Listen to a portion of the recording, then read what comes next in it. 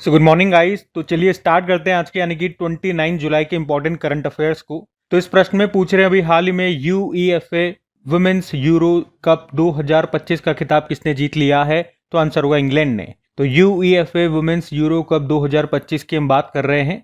ये हुआ कहाँ पे? स्विट्जरलैंड के बासेल में हुआ। अभी 2 जुलाई को शुरू हुआ था, 27 जुलाई तक चला। इस बार ये इसका 14th नंबर का एडिशन था। इसको इंग्लैंड ने जीत लिया। और किसे हराया? स्पेन को हराया है। इंग्लैंड टीम की जो कोच है उनका नाम है सरीना विगमैन और इसमें टॉप स्कोरर रही है एस्थर गोंजालेज। ये स्पेन की प्लेयर हैं और बेस्ट प्लेयर का खिताब भी जीता है एटेना बोनमाटी ने, वो भी स्पेन की प्लेयर है। अब फुटबॉल की बात है, फुटबॉल से ही संबंधित कुछ और इंपॉर्टेंट क्वेश्चंस मैं आपको रिवाइज करवाता हूँ। एक आपको याद होगा यूएफए मेंस चैंपियंस लीग 2025, ये हुआ जर्मनी में। इसको पेरिस सेंट जर्मेन ने जीता है इंटर मिलान को हरा करके। यूईएफए वुमेन्स चैंपियंस लीग हुई थी अभी लिस्बन पुर्तगाल में, इसको आर्सेनल ने जीता है बार्सिलोना फुटबॉल क्लब को हरा के। ई स्पोर्ट्स वर्ल्ड कप 2025 के लिए ग्लोबल एम्बेसडर बनाया गया क्रिस्टियानो रोनाल्डो को, और ये होंगे कहाँ पे? रियाद सऊदी अरब में होंगे। और south Asian football federation under 19 championship 2025 ये अरुणाचल प्रदेश के यूपिया में हुआ। भारत ने इसको जीता बांग्लादेश को हरा के। डेविड बैकहम को नाइटहुड की उपाधि से सम्मानित किया गया। तो फीफा क्लब वर्ल्ड कप 2025 ये अमेरिका में हुआ और ये अभी जुलाई में हो चुका है। इसको किसने जीता? ये देखो मैंने यहाँ लिखा हुआ है, आप देख सकते हो। इसको चेल्सी फुटबॉल क्लब ने जीता पेरिस सेंट जर्मेन को हरा करके। और डूरंड कप 2025 इस बार ये इसका 134th नंबर का एडिशन है और ये पहली बार है जब ये 5 राज्यों में आयोजित किया जा रहा है। पहली बार इंडोनेशियाई सेना की टीम इस टूर्नामेंट में हिस्सा लेगी। अभी 18वां गोल्ड कप टाइटल ये हुआ था कनाडा और अमेरिका में, इसको मेक्सिको ने जीता अमेरिका को हरा के। 2026 में जो AFC women's Asian Cup football प्रतियोगिता जो है ये हुई थी ऑस्ट्रेलिया में। बाकी आप ये शीट भी याद रखना। फीफा वुमेन्स वर्ल्ड कप की हम बात कर रहे हैं, अगला एडिशन जो है 2027 में होगा ब्राजील में। ये प्रश्न एग्जाम में आ भी चुका है। और वहीं फीफा मेंस वर्ल्ड कप की बात करेंगे, अगला एडिशन 2026 में होगा, 23वां एडिशन 3 देशों में होगा, कनाडा, मैक्सिको और अमेरिका में। बाकी फुटबॉल को रेगुलेट करने वाली बॉडी फीफा है। उसके स्टैटिक देखें, फीफा स्थापना होती है 1904 में, हेडक्वार्टर ज्यूरिख स्विट्जरलैंड, प्रेसिडेंट है ज्ञानी इन्फेनिटो। और कुछ संबंधित इसकी टर्म्स हैं, मतलब कुछ कप्स एंड ट्रॉफीज की बात करें जिनका संबंध सीधा फुटबॉल से है, तो Rovers Cup, Santosh Trophy, Subroto Cup, Durand Cup, Ashutosh Cup, Merdeka Cup और नेहरू कप, सबका संबंध फुटबॉल से है। ध्यान में रखना। अगला प्रश्न देखते हैं। फिर अगले में पूछ रहे हैं हाल ही में फिडे महिला शतरंज विश्व कप 2025 का खिताब किसने जीत लिया? तो आंसर होगा दिव्या देशमुख ने। इंपॉर्टेंट प्रश्न मार्क करना। FIDE women's chess World Cup 2025 की हम यहाँ पे बात कर रहे हैं। ये कहाँ पर हुआ? जॉर्जिया के बटूमी में। 5 से लेके 29 जुलाई तक हुआ ये। और याद रखना इस बार इसका ये तीसरा संस्करण था जिसको दिव्या देशमुख ने जीत लिया है, जो कि नागपुर की भारतीय चेस प्लेयर हैं। इन्होंने फाइनल में हराया है कोनेरू हम्पी को। और इसी के साथ एक पॉइंट आप और जोड़ लो कि इस चैंपियनशिप को जीतने के बाद वे भारत की 88th नंबर की भारतीय शतरंज ग्रैंड मास्टर बन गई हैं। या आप यूं भी कह सकते हो कि इस तरह से दिव्या देशमुख चौथी भारतीय महिला बन गई है ग्रैंड मास्टर बनने वाली। इनसे पहले 3 महिलाएं कौन कौन हैं? कोनेरू हम्पी सबसे पहली थी, फिर आर वैशाली और हरिला द्रोणावल्ली। अब चौथी महिला बन गई है ग्रैंड मास्टर बनने वाली, जिनका नाम है दिव्या देशमुख। आपको बता दूं, दिव्या देशमुख ने 2024 में बालिका वर्ग में विश्व जूनियर चैंपियनशिप का खिताब भी जीता था। अब चेस से ही संबंधित कुछ और इंपॉर्टेंट क्वेश्चंस मैं आपको रिवाइज कराऊंगा। सबसे पहले ग्रैंड मास्टर आप जानते हो कौन है? विश्वनाथन आनंद है, जिन्हें लाइटनिंग किड ऑफ इंडिया के नाम से भी जानते हैं। इनकी ऑटोबायोग्राफी का नाम है माइंड मास्टर। और सबसे पहले 1991-92 में राजीव गांधी खेल रत्न पुरस्कार इन्होंने ही जीता था। अभी तो वैसे इसको मेजर ध्यानचंद खेल रत्न पुरस्कार के नाम से जानते हैं। आप मुझे बताओ अभी लेटेस्ट 2024 का जो ये मेजर ध्यानचंद खेल रत्न पुरस्कार है कितने खिलाड़ियों को मिला है? और सबसे युवा ग्रैंड मास्टर हमारे डी गुकेश है। अच्छा, ये थोड़ा सा इंपॉर्टेंट पॉइंट है, इसको ध्यान देना। अगर पूछते हैं कि पहली वुमेन ग्रैंड मास्टर का नाम क्या है, तो आंसर होगा एस विजयलक्ष्मी। लेकिन अगर पूछते हैं पहली महिला कौन है ग्रैंड मास्टर बनने वाली, तो आंसर हो जाएगा कोनेरू हम्पी। ये दोनों अलग अलग टाइटल होते हैं, रेटिंग के हिसाब से होते हैं। एक ग्रैंड मास्टर होता है और एक वुमेन ग्रैंड मास्टर होता है। तो वुमेन ग्रैंड मास्टर पहली कौन बनी थी? एस विजयलक्ष्मी। और ग्रैंड मास्टर बनने वाली पहली महिला कौन बनी थी? कोनेरू हम्पी। और आज जो हमने प्रश्न पढ़ा है, ये दिव्या देशमुख चौथी महिला बन गई है ग्रैंड मास्टर बनने वाली, ये प्रश्न था। ठीक है, तो थोड़ा सा इसको ध्यान में रखना कि हम वुमेन ग्रैंड मास्टर की बात कर रहे हैं या ग्रैंड मास्टर की बात कर रहे हैं। तो वुमेन ग्रैंड मास्टर में पहला पूछेंगे तो एस विजयलक्ष्मी है, और ग्रैंड मास्टर बनने वाली पहली महिला पूछेंगे तो कोनेरू हम्पी है। ठीक है, बाकी वर्ल्ड चेस डे 20 जुलाई को होता है। भारत में पहली बार चेस अकेडमी खुलेगी भुवनेश्वर में। 45वां चेस ओलंपियाड हुआ था हंगरी के बुडापेस्ट में, उसमें मेल और फीमेल कैटेगरी में भारत विजेता रहा। 46 नंबर का फिडे चेस ओलंपियाड ये 2026 में हुआ ताशकंद उज्बेकिस्तान में। और women's world rapid chess championship ये हुआ कोनेरू हम्पी में। फिडे विश्व ब्लिट्ज चैंपियनशिप में आर वैशाली ने ब्रोंज जीता। चेन्नई के 18 वर्षीय डी गुकेश ने चीन के डिंग लेरेन को हराकर सबसे कम उम्र में फिडे विश्व शतरंज चैंपियनशिप 2024 का खिताब जीत लिया। और शतरंज खेल में 2800 येलो रेटिंग का आंकड़ा पार भारत के दूसरे ग्रैंड मास्टर बने Arjun Erigaisi. FIDE chess World Cup जो 2025 में होंगे उसको होस्ट करेगा भारत। विश्व जूनियर शतरंज चैंपियनशिप 2025 को जीता प्रणव वेंकटेश ने। और फिडे महिला विश्व चैंपियनशिप 2025 जो चाइना में होंगे उसको जीत लिया चाइना के प्लेयर जू वेंजुन ने। किस देश ने शतरंज पर प्रतिबंध लगाया? अफगानिस्तान। नॉर्वे चेस टूर्नामेंट अभी जो हुआ था उसको मैग्नस कार्लसन ने जीता, वो नॉर्वे के ही प्लेयर है, दुनिया के नंबर 1 चेस प्लेयर। फिडे की बात करते हैं, चेस को रेगुलेट करने वाली बॉडी है। स्थापना होती है 20 जुलाई 1924 में। Headquarter लुजेन Switzerland. प्रेसिडेंट है आर्केडी डोरकोविच और वाइस प्रेसिडेंट है विश्वनाथन आनंद। ठीक है, ये सब ध्यान में रखना। अगला प्रश्न देखते हैं। फिर अगले में पूछ रहे हैं, हाल ही में झारखंड टूरिज्म का ब्रांड एम्बेसडर किसे बनाया गया? तो आंसर होगा महेंद्र सिंह धोनी को। आपको बताया महेंद्र सिंह धोनी ये झारखंड से ही है, और अभी इन्हीं को झारखंड स्टेट टूरिज्म का ब्रांड एम्बेसडर बनाया गया है। अब वे झारखंड में टूरिज्म को भी प्रमोट करेंगे। 4 सालों के लिए उनको ब्रांड एम्बेसडर बनाया गया। अब ब्रांड एम्बेसडर वाला प्रश्न है, तो 2025 में जो भी ब्रांड एम्बेसडर से संबंधित प्रश्न हमने पढ़े मैं आपको रिवाइज कराता हूँ। टाटा मोटर ने अभी बनाया था विक्की कौशल को। Larsen and Toubro finance limited के जसप्रीत बुमराह बने। स्केचर्स अमेरिकी फुटवेयर कंपनी, इसने जसप्रीत बुमराह और कार्तिक आर्यन को बनाया। Foreign exchange business company Thomas cook, उसने कार्तिक आर्यन को। फ्रेंच लग्जरी ब्रांड स्नेल, उसने अनन्या पांडे को। और चाइना की कंपनी ड्रीम टेक्नोलॉजी, इसने कीर्ति सेनन को। यूरेका फॉर्ब्स ने श्रद्धा कपूर को। Karnataka soap and detergent limited ने तमन्ना भाटिया को। कर्नाटक वन विभाग ने अनिल कुंबले को। ऑडी इंडिया ने नीरज चोपड़ा को। डिटोल ने महेंद्र सिंह धोनी। मालदीव की ग्लोबल टूरिज्म एम्बेसडर बनी कटरीना कैफ। मशहूर सनग्लासेस कंपनी ओकले, उसने बनाया शुभमन गिल को। और इसी तरह से वोग आईवीआर कंपनी ने शाहिद कपूर को बनाया। बाकी फीबा महिला एशिया कप 2025 की ब्रांड एम्बेसडर बनी मियालो लीजी, चाइना की बास्केटबॉल प्लेयर हैं ये। और ये जो चैंपियनशिप है फीबा वुमेन्स एशिया कप 2025, ये आयोजित किया जा रहा है चाइना के शेंजन शहर में। और ई स्पोर्ट्स वर्ल्ड कप 2025 के लिए ग्लोबल एम्बेसडर बनाया गया था क्रिस्टियानो रोनाल्डो, और ये होंगे रियाद सऊदी अरब में। वर्ल्ड पैरा एथलेटिक चैंपियनशिप 2025 का ब्रांड एम्बेसडर बनाया गया था कंगना रनौत को।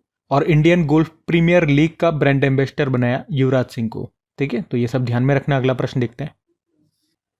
फिर अगले प्रश्न में पूछ रहे हैं, हाल ही में भारत ने अपनी पहली हाइड्रोजन संचालित ट्रेन कोच का सफल परीक्षण कहां पर किया? तो आंसर होगा चेन्नई में। तो अभी चेन्नई में भारत के पहले हाइड्रोजन पावर्ड ट्रेन कोच का सफल परीक्षण किया है। इस ट्रेन कोच को दुनिया का सबसे powerful hydrogen powered train coach बताया जा रहा है। अभी चेन्नई में जो इंटीग्रल कोच फैक्ट्री है जो कोचेस बनाती है, और इसी के द्वारा इसकी टेस्टिंग की गई। ये train hydrogen for heritage initiative के तहत बनाई जा रही है। और इस कोच में हाइड्रोजन फ्यूल सेल है जिसमें हाइड्रोजन और ऑक्सीजन का रिएक्शन कराया जाता है जिससे इलेक्ट्रिसिटी बनती है और वो ट्रेन को चलाती है। तो ये जो कोच है ये 1200 हॉर्स पावर की इलेक्ट्रिसिटी बना सकता है, जो कि दुनिया में हाइड्रोजन ट्रेन में सबसे ज़्यादा है। अच्छा, इंटीग्रल कोच फैक्ट्री इसको बना रही है और उसी ने इसकी टेस्टिंग की है, तो उसके बारे में जानते हैं। इसकी स्थापना होती है 2 अक्टूबर 1955 में। हेडक्वार्टर चेन्नई तमिलनाडु। इसका काम है रेल के कोचेस बनाना। अब हाइड्रोजन से ही संबंधित कुछ और प्रश्न मैं आपको रिवाइज कराता हूँ। देखो, फिर सबसे पहले तो ये याद रखना, हाइड्रोजन के खोजकर्ता कौन है? Henry Cavendish. और हाइड्रोजन के कितने आइसोटोप्स होते हैं समस्थानिक? 3 होते हैं, प्रोटियम, ड्यूटेरियम और ट्रिटियम। प्रोटियम यानी कि 1H1, deuterium 1H2, tritium 1H3। और भारत में नेशनल हाइड्रोजन मिशन कब शुरू हुआ था? 4 जनवरी 2023। स्टील मंत्रालय ने देश के पहले ग्रीन हाइड्रोजन प्लांट का उद्घाटन कहां पर किया? जिंदल स्टेनलेस लिमिटेड हिसार में। देश का पहला multipurpose green hydrogen pilot project कहां पर शुरू हुआ? हिमाचल प्रदेश के झाकरी में। 2024 में मोदी जी ने ग्रीन हाइड्रोजन पर दूसरे अंतर्राष्ट्रीय सम्मेलन का उद्घाटन किया था नई दिल्ली के भारत मंडपम में। प्रधानमंत्री मोदी ने देश की पहली ग्रीन हाइड्रोजन हब की आधारशिला कहाँ पर रखी थी? आंध्र प्रदेश के विशाखापत्तनम में। और भारत ने दुनिया की सबसे पावरफुल हाइड्रोजन ट्रेन इंजन को बनाया जिसका पावर है 1200 हॉर्स पावर। और टाटा स्टील ये हाइड्रोजन ट्रांसपोर्ट पाइप विकसित करने वाली भारत की पहली कंपनी बन गई है। उत्तर भारत का पहला ग्रीन हाइड्रोजन प्लांट बनेगा हिमाचल के दभोटा में। दुनिया का सबसे बड़ा सफेद हाइड्रोजन भंडार ये कहाँ पर खोजा गया? फ्रांस में। और World Hydrogen Summit 2025 Rotterdam Netherlands में आयोजित हुआ। और भारत का पहला कमर्शियल हाइड्रोजन बस ये लॉन्च हुआ था लेह लद्दाख में, इसको बनाया एनटीपीसी ने। ग्रीन हाइड्रोजन समिट 2025 हुआ आंध्र प्रदेश में। ठीक है, तो हाइड्रोजन से संबंधित ये सभी क्वेश्चन इंपॉर्टेंट रहेंगे, ध्यान में रखना। अगला प्रश्न देखते हैं। फिर अगले में पूछ रहे हैं कि 17वें पुरुष एशिया क्रिकेट कप 2025 का आयोजन ये कहां पर होगा? तो आंसर होगा यूएई में। तो अभी एशियन क्रिकेट काउंसिल के जो अध्यक्ष है मोहसिन नकवी, इन्होंने अभी घोषणा की है कि मेंस एशिया क्रिकेट कप 2025 अभी इसका ये 17वां एडिशन होगा। 9 सितंबर को शुरू होगा, 28 सितंबर तक चलेगा T20 फॉर्मेट में। कहां पर? यूनाइटेड अरब अमीरात में। तो ये आपको याद रखना है। और ये जो चैंपियनशिप है हर 2 साल में होती है। पहली बार जो हुआ था वो 1984 में हुआ था, वो भी यूएई में हुआ था। उसको भारत ने जीता था श्रीलंका को हरा के। अभी लास्ट एडिशन 2023 में हुआ था पाकिस्तान और श्रीलंका में, उसको भी भारत ने जीता था श्रीलंका को हरा करके। तो आप कह सकते हो इसमें अभी तक सबसे मोस्ट सक्सेसफुल जो टीम है वो भारत रही है, 8 बार इसे वो जीत चुकी है। अच्छा, अब इसी तरह से कुछ और टूर्नामेंट्स जो भी न्यूज में रहे वो सब मैं आपको रिवाइज करवाता हूँ। एक याद रखना, 2026 में एशियन वेटलिफ्टिंग चैंपियनशिप ये भारत में होगा, अहमदाबाद गुजरात में। 2025 वाला हो रहा है ये चाइना के जियानशान में। फीबा वुमेन्स एशिया कप 2025 ये हो रहा है चाइना के शेंजन में। और वर्ल्ड पैरा एथलेटिक चैंपियनशिप 2025 इस बार ये 12वां एडिशन होगा, नई दिल्ली में होगा, जिसकी ब्रांड एम्बेसडर बनाई गई है कंगना रनौत और शुभंकर मैस्कॉट विराज है। 13वां आईसीसी वुमेन्स वर्ल्ड कप 2025 ये भारत और श्रीलंका में होगा। मतलब भारत पाक वाले मैचेस जो भी है वो श्रीलंका में होंगे, बाकी सारे भारत में। 10वां ICC women's T20 World Cup 2026 England में। खेलो इंडिया यूनिवर्सिटी गेम्स 2025 5वां एडिशन है, राजस्थान के जयपुर में होगा। 23वें विश्व पुलिस और फायर गेम्स जो 2029 है वो एडिशन भारत में होगा। भारत में भी कहा, अहमदाबाद में। भारत पहली बार इसको होस्ट कर रहा है। और इसका अभी वाला जो 21 नंबर का एडिशन है 2025 में वो बर्मिंगम में हो चुका है। और इसमें टॉप पे अमेरिका रहा, भारत तीसरे स्थान पे रहा। अब अगला 22वां एडिशन 2027 में होगा, पर्थ ऑस्ट्रेलिया में। फिर 2029 में जो 23वां एडिशन है वो भारत में होगा। खेलो इंडिया वाटर स्पोर्ट्स फेस्टिवल का पहला एडिशन ये इस साल होगा श्रीनगर की डल झील में। 16वां एशियन शूटिंग चैंपियनशिप 2025 ये होगा कजाकिस्तान में। और अगले 3 वर्ल्ड टेस्ट चैंपियनशिप फाइनल्स 2027, 2029 और 2031 वाले की मेजबानी कौन सा देश करेगा? इंग्लैंड। ठीक है, तो ये सभी टूर्नामेंट्स जो भी न्यूज में थे मैंने आपको रिवाइज कराया, ध्यान में रखना। अगला प्रश्न देखते हैं। फिर अगले में पूछ रहे हैं अभी हाल ही में साई टीबी परीक्षण ये कहां पर शुरू किया गया? तो आंसर होगा केरल में। तो अभी केरल में साई टीबी टेस्ट को शुरू किया गया। ये परीक्षण टीबी संक्रमण का पता लगाने के लिए है और इसमें स्किन के जरिए टीबी संक्रमण का पता लगाया जाएगा। ये तीसरी पीढ़ी 3rd जनरेशन का परीक्षण है और ये 18 वर्ष या उससे अधिक आयु के लोगों के लिए है। इसमें हम एक एंटीजन को हाथ की स्किन में डाल देते हैं। फिर अगर व्यक्ति में टीबी का संक्रमण है तो स्किन पे फफोला जैसा उभार हो जाएगा। इसका मतलब है कि उसमें टीबी का संक्रमण है। अच्छा, इसमें स्किन में हम कौन सा एंटीजन डालते हैं? ES86 और CFP10। वैसे कौन सा डालते हैं ये आपसे नहीं पूछेगा, लेकिन फिर भी मैंने आपको बता दिया। तो ये साई टीबी परीक्षण अभी कहां पर किया गया, कहां पर शुरू किया गया? केरल में। टीबी मतलब ट्यूबरक्लोसिस, जैसे हिंदी में क्षय रोग या तपेदिक आप कहते हो। ये बैक्टीरिया से होता है। कौन सा बैक्टीरिया? Mycobacterium tuberculosis. इसके लिए कौन सा टीका है? BCG का टीका, फुल फॉर्म याद रखना, बैसिलस कॉलमेट-गुरिन। और टीबी को खत्म करने का हमारा लक्ष्य है 2025। और वर्ल्ड टीबी डे हम मनाते हैं 24 मार्च को। और जो टीबी का बैक्टीरिया है माइकोबैक्टीरियम ट्यूबरक्लोसिस, उस बैक्टीरिया की खोज किसने की थी? रॉबर्ट कोच ने। ठीक है, तो ये पॉइंट्स ध्यान में रखना। अगला प्रश्न देखते हैं। फिर अगले में पूछ रहे हैं हाल ही में किस राज्य सरकार ने कृषि समृद्धि योजना शुरू की? तो आंसर होगा महाराष्ट्र। तो अभी महाराष्ट्र सरकार ने कृषि समृद्धि योजना को शुरू किया है। इस योजना का उद्देश्य है महाराष्ट्र में एग्रीकल्चर का डेवलपमेंट करना। इसके तहत सरकार अगले 5 सालों तक हर साल 5,000 करोड़ रुपए इन्वेस्ट करेगी। इसमें अगले 5 सालों में टोटल 25,000 करोड़ रुपए इन्वेस्ट किया जाएगा। तो इस स्कीम के तहत ऑर्गेनिक फार्मिंग करने वाले किसानों को सब्सिडी और इंसेंटिव्स भी दिए जाएंगे। तो मतलब साफ है, ऑर्गेनिक फार्मिंग को बढ़ावा देना इस योजना का मुख्य उद्देश्य है। अच्छा, आज यहाँ पे कुछ और इम्पोर्टेंट योजनाएं मैं आपको रिवाइज करवाता हूँ। देखो फिर, अगर पूछे भारत सरकार ने देश में किशोरियों को कौशल प्रदान करने और उन्हें सशक्त बनाने के लिए नव्या योजना शुरू की थी। अभी से पायलट प्रोजेक्ट के तौर पर कहाँ पर शुरू किया गया? उत्तर प्रदेश के सोनभद्र में। विद्या शक्ति पहल आंध्र प्रदेश ने शुरू की। आदि कर्मयोगी पहल जनजातीय मंत्रालय ने, जिसके मंत्री हैं जुएल ओराम। सभी ग्राम पंचायतों में विवाह मंडप योजना को मंजूरी दी बिहार ने।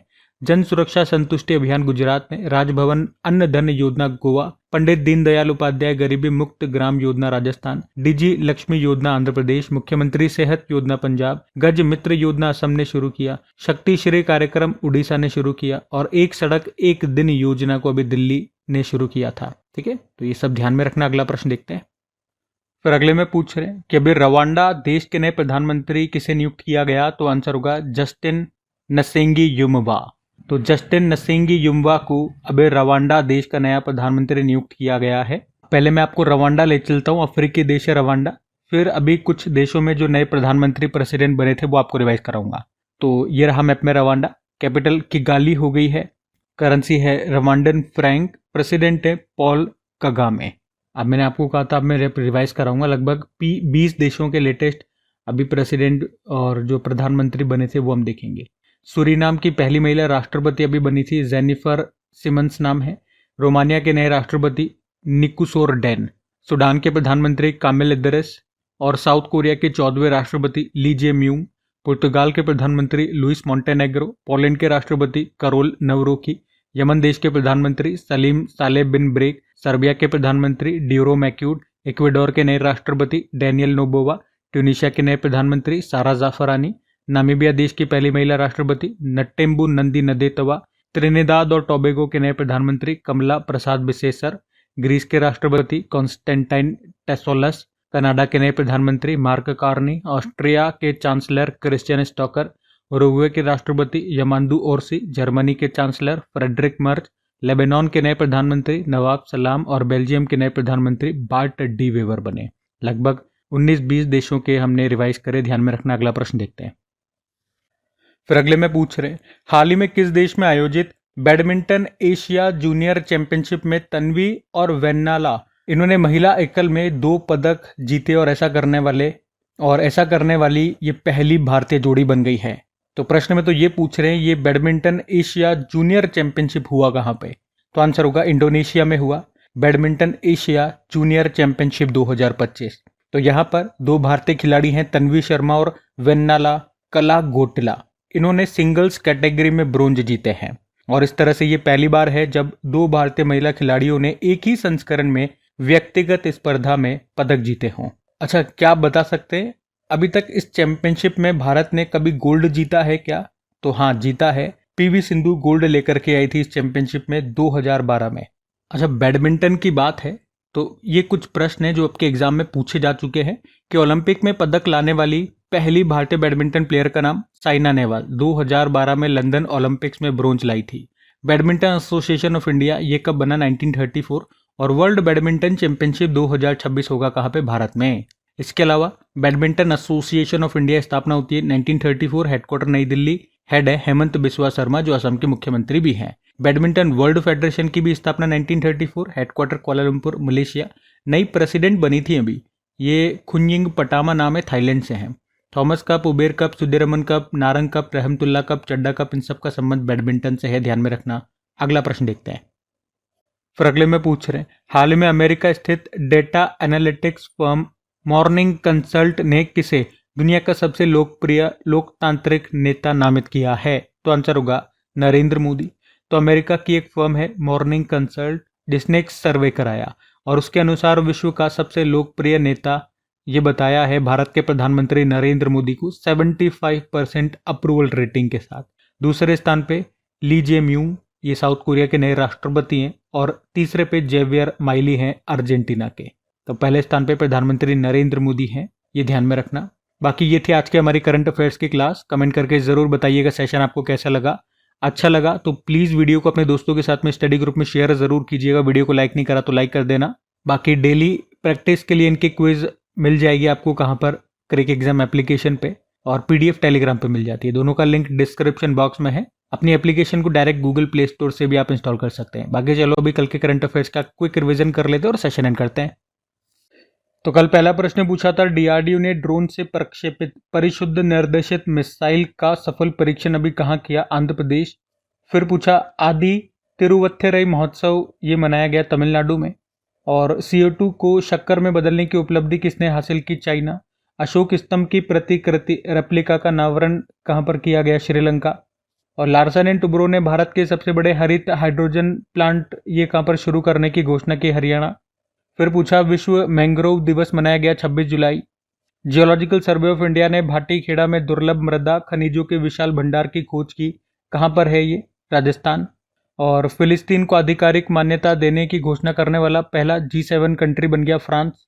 आर्द्र भूमि पर रामसर कन्वेंशन के पक्षकारों का सम्मेलन COP15 ये कहाँ पर हुआ? जिम्बाब्वे। और आखिरी प्रश्न था, ओकला के स्पीड टेस्ट के अनुसार औसत इंटरनेट कनेक्शन स्पीड के मामले में भारत को वैश्विक स्तर पर कौन सा स्थान मिला? 26वां स्थान। चलो कल का भी होमवर्क प्रश्न देख लेते हैं और सेशन एंड करते हैं। तो कल आपसे पूछा था, भारतीय उद्योग परिषद कॉन्फेडरेशन ऑफ इंडियन इंडस्ट्री के अभी नए अध्यक्ष कौन बन गए? तो आंसर होगा राजीव मेमानी। आप सभी ने प्रश्न का बिल्कुल सही उत्तर दिया। अब ये आज का आपका होमवर्क प्रश्न।